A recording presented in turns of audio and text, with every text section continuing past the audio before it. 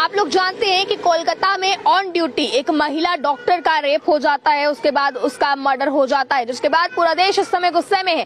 इसी को लेकर फिलहाल केंद्रीय स्वास्थ्य मंत्रालय में क्या कहा गया है, इनकी तरफ से क्या कुछ कहा गया है, इस चीज की जानकारी मैं दूंगी। बताया गया है कि डॉक्टर्स पर अगर हमला होता है तो 6 घंटे के अंदर एफआईआर करवाना जरूरी है और इसी के साथ साथ एफआईआर पर कड़ा एक्शन लेना भी जरूरी है और एफआईआर करवाने की जिम्मेदारी उस संस्था की है, उस हॉस्पिटल की है जिस हॉस्पिटल में डॉक्टर के साथ बदतमीजी हुई।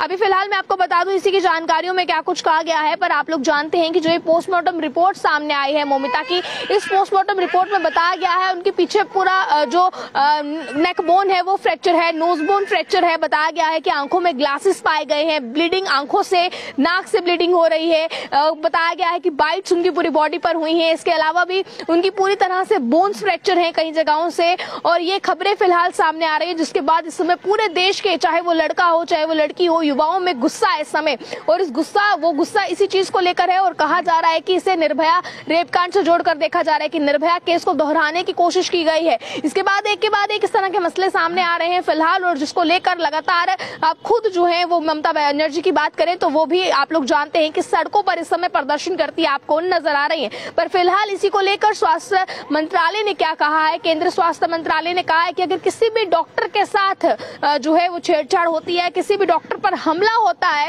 तो 6 घंटे के अंदर एफआईआर दर्ज हो और एफआईआर दर्ज करवाने की जिम्मेदारी उस इंस्टीट्यूशन की है, उस संस्था की है जिस संस्था में ये बदतमीजी डॉक्टर के साथ हुई, चाहे वो महिला डॉक्टर हो चाहे वो पुरुष डॉक्टर हो। देखिए आप निर्देश जारी कर दिए गए हैं। मंत्रालय ने मेडिकल इंस्टीट्यूशंस को कहा है कि डॉक्टर्स पर हमला कि अगर हमला करने की कोशिश की जाती है, हमला किया जाता है तो इस स्थिति में 6 घंटे के अंदर एफआईआर दर्ज करवानी पड़ेगी।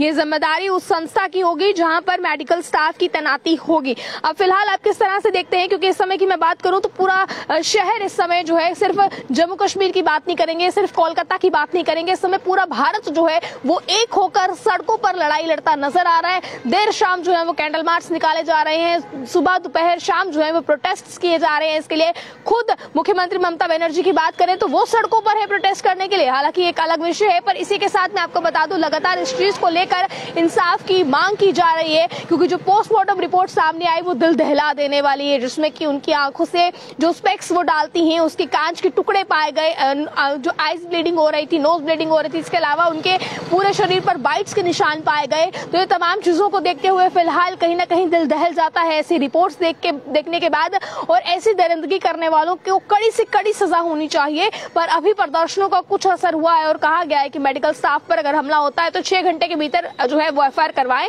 पर अगर मेडिकल स्टाफ से जुड़ा कोई व्यक्ति इस खबर को देख रहा है तो किस तरह से आप देखते हैं, क्या इतना कर देना काफी है?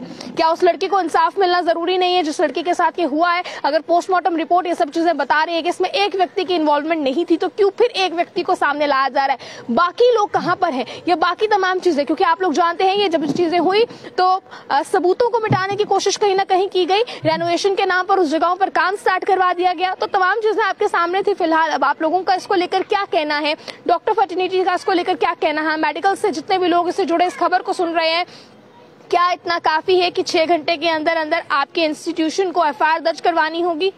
अपनी राय को रखेगा कमेंट बॉक्स में। देखते रहें अर्ली टाइम्स। मुझे कैमरा पर्सन गुलशन को दीजिए इजाजत। जय हिंद।